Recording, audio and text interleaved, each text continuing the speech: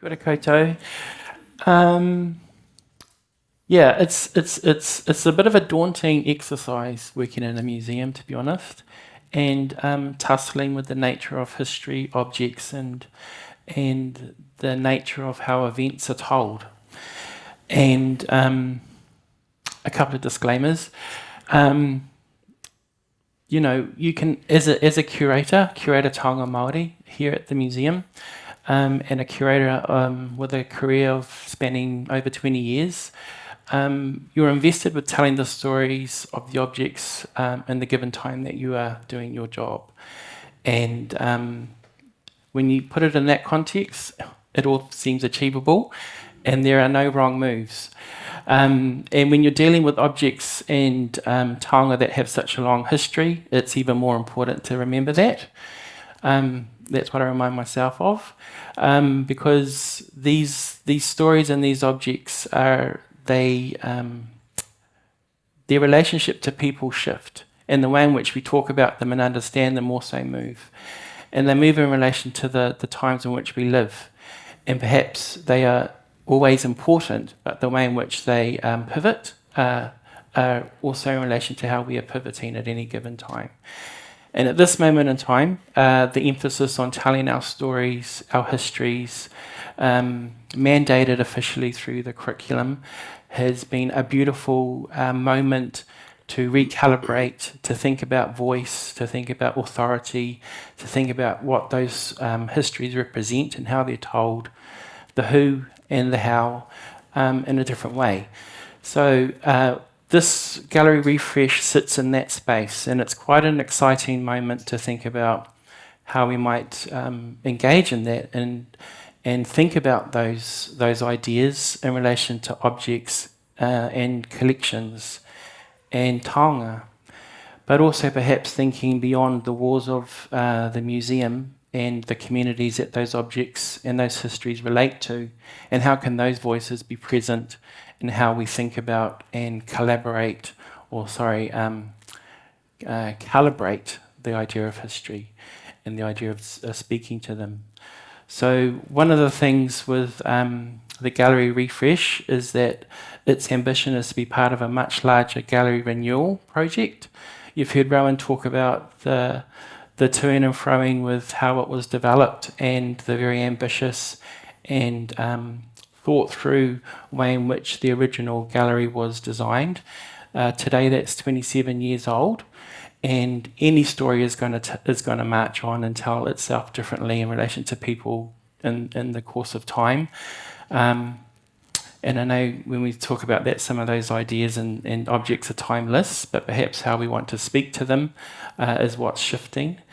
And so it stands to reason that today we might have different ways of thinking about that and what we might emphasise as important. In those galleries today, there is very much, we are spoilt for objects in that space. And not all of those objects speak directly to the stories of the New Zealand wars. They're like bookends, that some sit just on this side and some sit over here. And so for the sake of journey, curating, experience and accessibility, we have decided to pare back the amount of objects that you do see and be okay with that. I think this is my second time working at the Auckland Museum, and I was here in 2013 as associate curator for 2 years, and then went to the Auckland Art Gallery and returned just over a year ago in the curator taonga Māori role. And one of the things that I have observed often is our anxiety about telling every story. And I don't know if this occurs in every other museum or institution, but there is a deep anxiety around needing to tell every object story and doing justice to it. And while the accuracy and the justice needs to be done to objects and to be shared, we don't need to share every object all the time. And so the idea of feeling okay with telling certain stories at any given time, going back to that ethos of, calibrating and telling the story in your own time that you think needs to be told, is what's being implemented here. So we are definitely paring back those objects to tell a much more selected way of thinking about that story, those histories, and very much object driven. So sometimes when we think about the New Zealand wars, It's not an encyclopedic telling, especially in this institution. However, it's really driven by moments where objects help to illuminate events and situations in that history to generously tell our audiences more. The curriculum, of course, is that sort of sea change moment, and we are making sure that whatever's taught in the curriculum is in tandem with what's being delivered in terms of the structure, so that students, our public, our local, our international audiences can come in and access that story. So to me, some of those things are not rocket science. They're the art of storytelling and making sure that we are doing justice to accessibility. And I suppose too, we're making sure that the story that we do tell is a taster to want to know more. It's not come to the floor and find out every story and see yourself reflected in every particular object, but hopefully it ignites the idea and the desire to want to know more and to explore the other avenues of the institution or other institutions to find out more about that story. So I suppose for me in this institution, it's also tempering the expectation and the ambition to be achievable. And again, trying to be okay with that. It's a work in progress. But one example of, paring back objects, there is 20 muskets at the moment in that gallery. And in our refresh, we're going down to 3. 3 is doing the same thing that 20 is doing as far as I'm concerned. There is from my perspective, there's an overly didactic us and them feel to that gallery, whereby you have what seems to be a Māori story on one side, a break with a model pa, fortified pa in the middle, and then what seems to be a military story on the other. To me, that's not helpful in terms of thinking about this as a connected journey and a connected story that we all are obliged to engage in. To me, it sets up this us and them dichotomy that is sort of present but not. And the military story to me is interesting, but perhaps is not the emphasis here.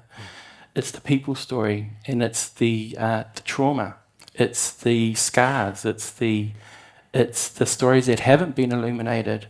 I think Arani mentioned something really fascinating in her talk, where she said our stories remain unwritten. And for me, the uncomfortable stories remain largely unseen. So it's also about telling how we might think about those stories in a much more courageous way, informative way, but also not that courageous if we think about what needs to be told today. If we're practicing that mantra of telling the stories we need to tell in our own times, this is the story that needs to be told now. And I love that the petition box is this sort of symbolic emblem. It's like the beginning and the end of this current moment, whereby it's initiated a sea change in thinking about those histories, and it's also representing the way in which Māori are speaking back to those histories and demanding that they be told. How might we empower that voice and rebalance that idea of voice in the presentation of objects and stories? One of the things that we want to explore is the way in which voice can be presented differently and rebalanced. Often I feel like the museum's voice and the colonial voice are definitely one and the same in these displays, but what does a Māori descendant voice have to say that's different? What does a waiata put on the wall or heard through the space do differently to think about recalibrate knowledge and the way in which it's transmitted in relation to these events that's not told now? So for me, it represents an opportunity to rebalance the idea of authority and voice.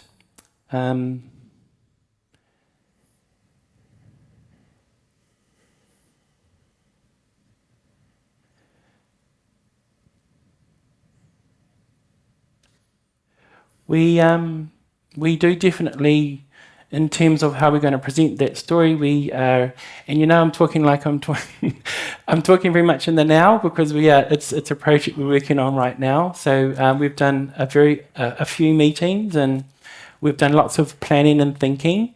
I am definitely not a New Zealand Wars expert. I am a Curator Taonga Māori expert, and it's been a real learning curve and also just a great experience working with Rowan and getting a deeper dive into that, but also sort of knowing what my lane is and being okay with the stories that I'm going to be partnering and or helping author in that space. And as part of that refresh, we want to think about how do we make visible some of the contemporary stories that sit in our collection. So, for instance, we are looking to start with a piece of Honihike's flagpole that he cut down that we have in the collection. It's not necessarily a visually stimulating object, but perhaps it is because of the stories that sit behind it are so widely understood in our general history and growing up. And I say that as someone who's 49. Perhaps someone who's 20, not so much. But, this is part of trying to present the story, is thinking through those elements that will bring people in and connect. But also, I think, in this instance, telling the things that you think need to be told and that are intriguing. If they're intriguing to you, they'll be intriguing to others. So how can those fragments of Honihike cutting down the flagpole represent the beginnings of, in general sense, the Northern Wars and how they started in that state? But how does it sit when we put it next to Maureen Lander's beautiful moka woven piece paying tribute to Honihike in that as a descendant and as a contemporary artist? When we see contemporary art next to taonga, I love the beautiful way that it makes people recalibrate what they're looking at. We're not looking at histories of the past, we're looking at connections to them. And artists have a beautiful way of reminding us of that just by their work being presented next to them. So that's going to be one of the disarming ways, I think, and the ways of thinking about these histories as now and as accessible as thinking about those connections that we can make to what's already in the collection. So those two items sit in storage, but the great thing about gallery refresh is that you get to tell stories that are latent, but are no less powerful. And again, it's about feeling comfortable with telling and shining a light on things that aren't on display at the moment and letting other things rest. There are also some really important taonga in that display that need to be seen in the Māori court. So vice versa, there are whakairo in there that have much wider stories than just the New Zealand Wars moment that they sit within. They sit within the kingitanga movement and they need to be seen in the Māori court. So for me, it's an opportunity to recalibrate some of that as well. I think one of the things that we want to do, we've heard Liana and Areni talk about this idea of a paradigm shift or looking at other ways of thinking about this. And that's definitely the lens that I want to bring to this conversation and to this gallery refresh, is the way in which we emphasise other ways of thinking about these events. It's extremely weighted in the historical lens of our learned historians of these events, and they're not necessarily wrong, but if we don't actually get to see other voices and to see how they permeate in those spaces, then when do we see and how do we see that balance?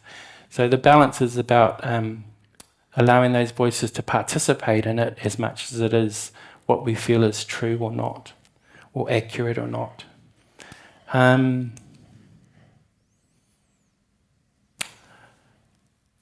I also think, part of this project for Rowan and I has been trialling our thinking on people that are kind enough to listen and to offer their expertise. And Liana McDonald and Areni Loader have been part of that conversation for us. And it was as simple as sort of saying to Rowan one day, why don't we just go and talk to them? We're going to be in Wellington, let's go and catch up with them. And that's what we did. And that's been really fruitful for thinking about how we might tell those stories, but also reinforcing the path that we think we need to take. And to me, that's just curatorial practice, good curatorial practice, when you're actually sharing your ideas and how you're thinking about telling those stories and how they might be modified through that feedback, or made stronger. So we really appreciate Arani and Liana's input into that process. And Liana has been in the building with her students on 2 occasions, so we've had a chance to sort of think and to talk about how we might think about this and position this at the same time, which has been really beneficial. I think I might leave it there for now. Thank you.